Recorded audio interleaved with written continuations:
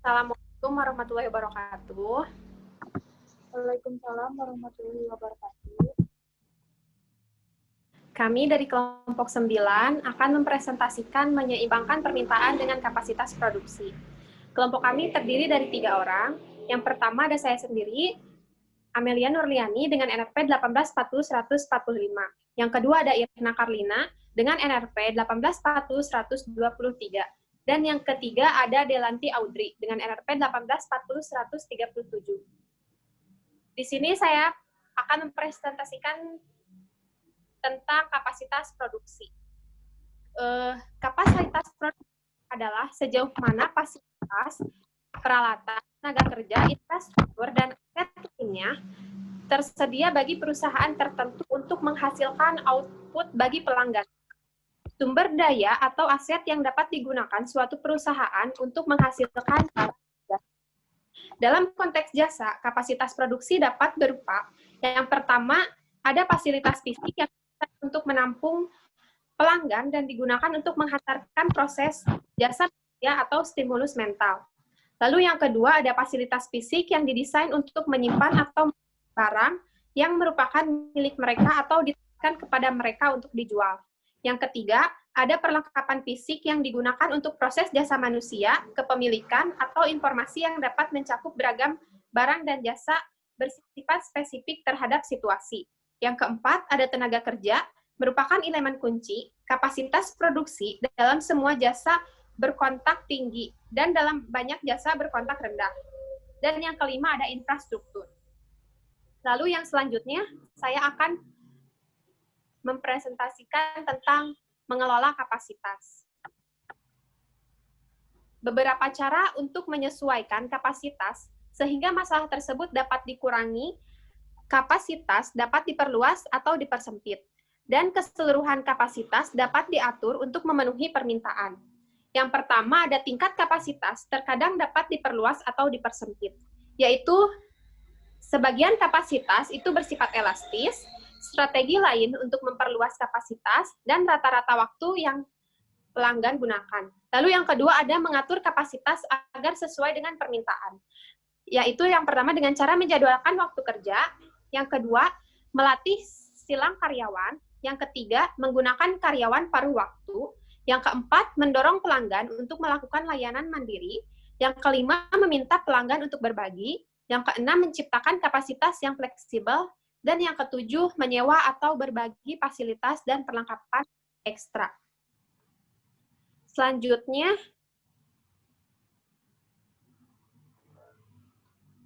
mengelola permintaan. Yang pertama ada permintaan bervariasi menurut segmen pasar. Fluktuasi acak biasanya disebabkan oleh faktor-faktor di luar kendali manajemen.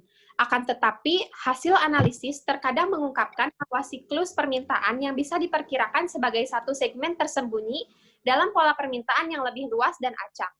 Kenyataan ini menggambarkan pentingnya membagi permintaan berdasarkan segmennya.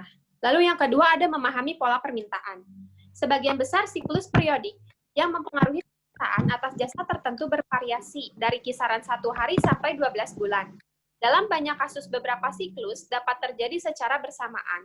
Mencatat setiap transaksi dengan baik dapat dengan sangat membantu ketika menganalisis pola permintaan berdasarkan pengalaman sebelumnya.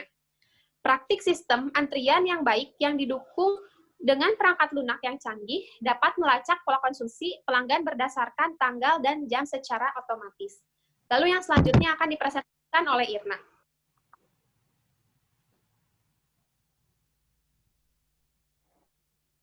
Mengelola terdapat 5 pendekatan dasar dalam mengelola permintaan. 1. Tidak mengambil tindakan apapun terhadap suatu permintaan untuk mengetahui sejauh mana tingkat permintaan itu terjadi. 2. Pelanggan belajar dari pengalaman atau berita dari mulut ke mulut. 3. Pendekatan yang lebih intervensionis. Yang keempat, mengelola permintaan melibatkan inventarisasi permintaan. Yang kelima, menciptakan sistem tunggu dan antri yang formal. Terkait 5 pendekatan ini, ke dalam 2 situasi masalah, yakni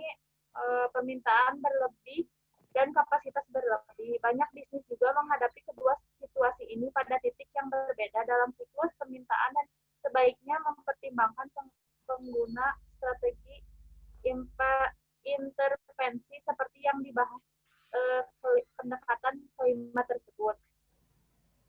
Masih dalam bagian ini membahas bagaimana elemen bauran pemasaran dapat membentuk tingkat permintaan, diikuti dengan dua bagian tentang cara menginventarisasi permintaan terlebih dahulu melalui sistem tunggu dan antri, kemudian melalui sistem reservasi.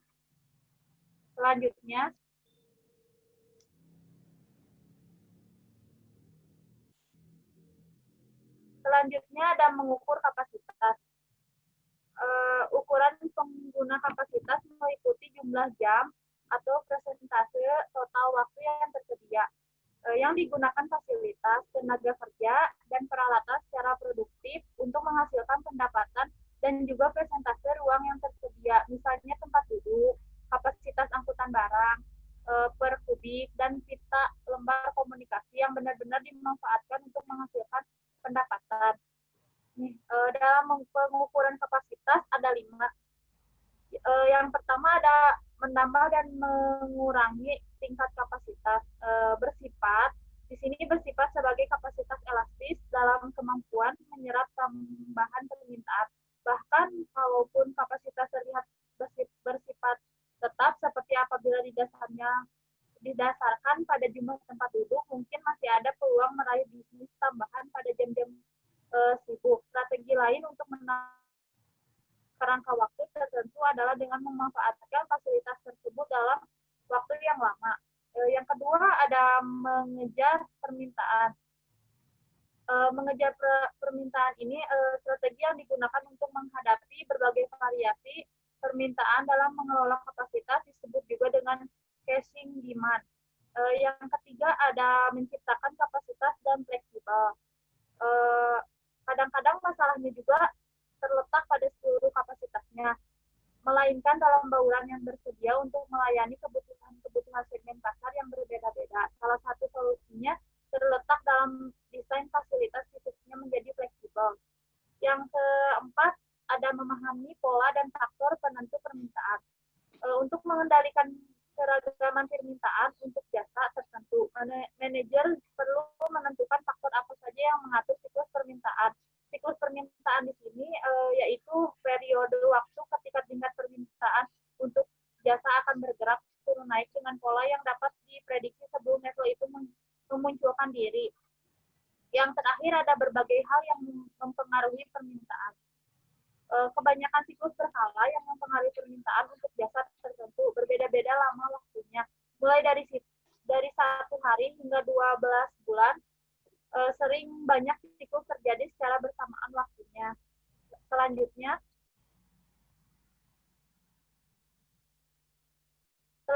ada menganalisa permintaan. Menganalisa permintaan. Yang pertama ada strategi untuk mengelola permintaan.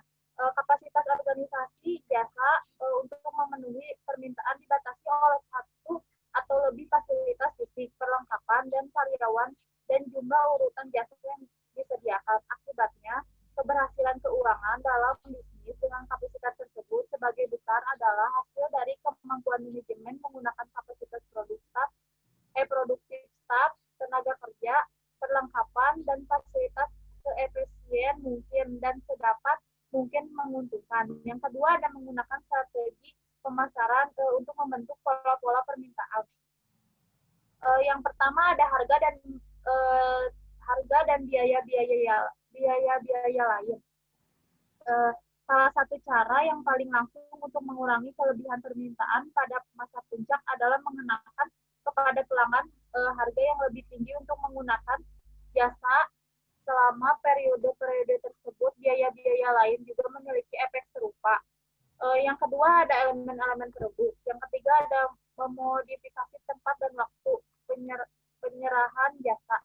Ada pilihan dasar yang tersedia. Strategi yang pertama, tanpa perubahan berapapun tingkat permintaannya, jasa tersebut tetap ditawarkan di tempat yang sama pada waktu yang sama. Strategi yang kedua, membedakan jadwal jasa tersebut untuk mencerminkan perubahan dalam preferensi pelanggan dari hari ke hari sepanjang minggu itu berdasarkan musim dan seterusnya. Strategi ketiga, menawarkan menggunakan jasa tersebut kepada pelanggan tertentu. Yang terakhir ada promosi dan edukasi. Sekalipun variabel bauran pemasaran lainnya tetap tidak berubah, upaya-upaya komunikasi sendiri mungkin dapat membantu memuluskan permintaan, papan petunjuk, iklan, pemberitaan, dan pesan-pesan penjualan dapat digunakan untuk mendidik pelanggan tentang waktu masa-masa puncak dan mendorong mereka menggunakan jasa tersebut pada masa-masa sepi ketika akan menjadi penundaan.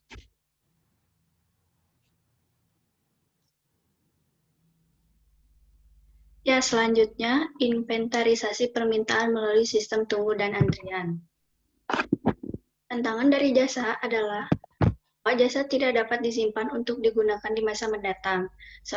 Sebagai contoh, seorang penata rambut tidak bisa menyimpan layanan penataan rambut untuk esok hari. Jasanya harus dilakukan saat itu juga.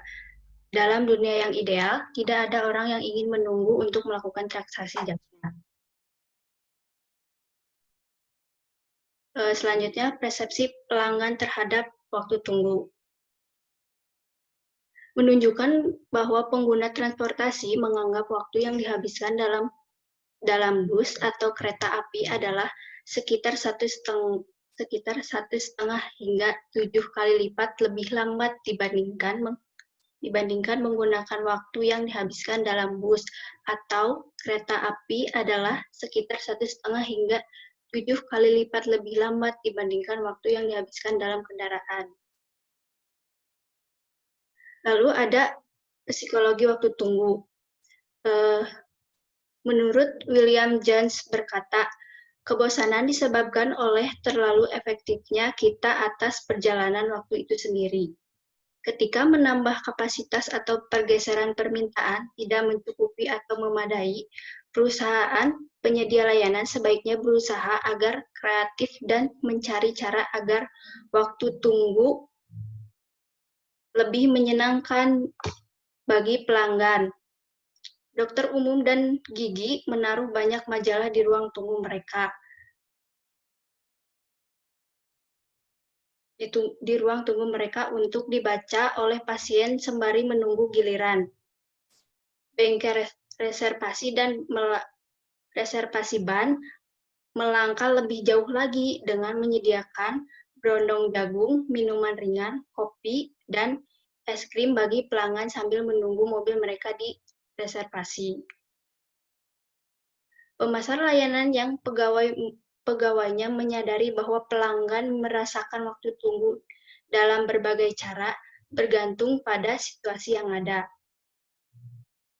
David Meister dan para peneliti lain memberikan beberapa pengamatan tentang bagaimana menggunakan psikologi waktu tunggu membuat antrian lebih nyaman dan menyenangkan. Yang pertama, waktu kosong terasa lebih lama dibandingkan waktu yang terisi. Saat duduk tanpa melakukan apapun, waktu sepertinya berjalan lambat. Tantangan bagi perusahaan penyedia layanan adalah memberikan pelanggan sesuatu atau mengalihkan perhatian mereka saat mengantri. Sebagai contoh, pemilik mobil BMW dapat menunggu di pusat layanan BMW yang nyaman di mana ril antrian diisi dengan perabotan berkelas seperti TV plasma, hotspot Wi-Fi, majalah, dan cappuccino yang telah diseduh.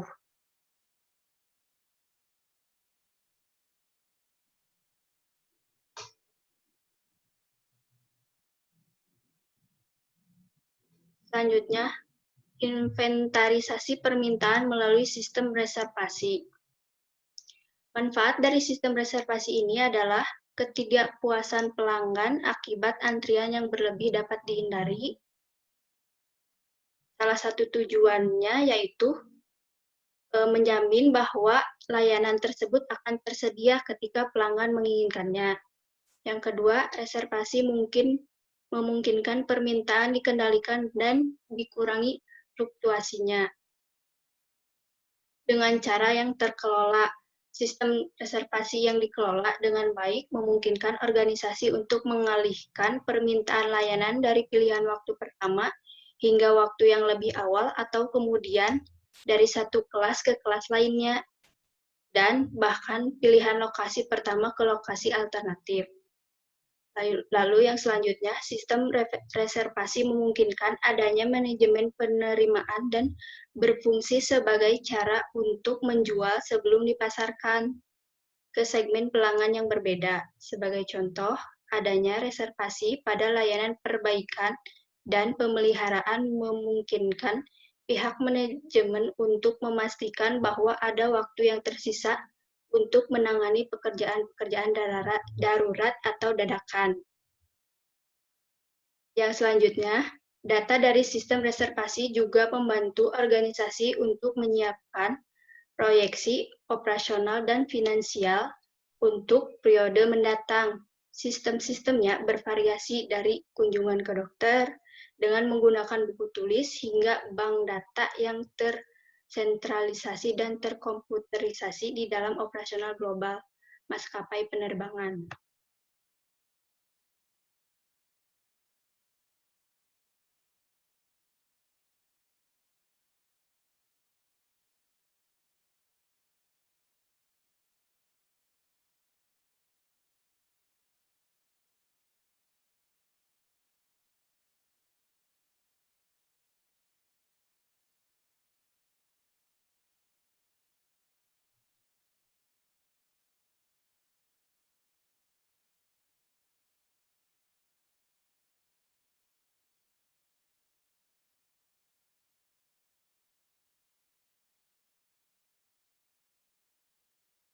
Sekian presentasi dari kami. Mohon maaf bila ada salah-salah kata. Wassalamualaikum warahmatullahi wabarakatuh.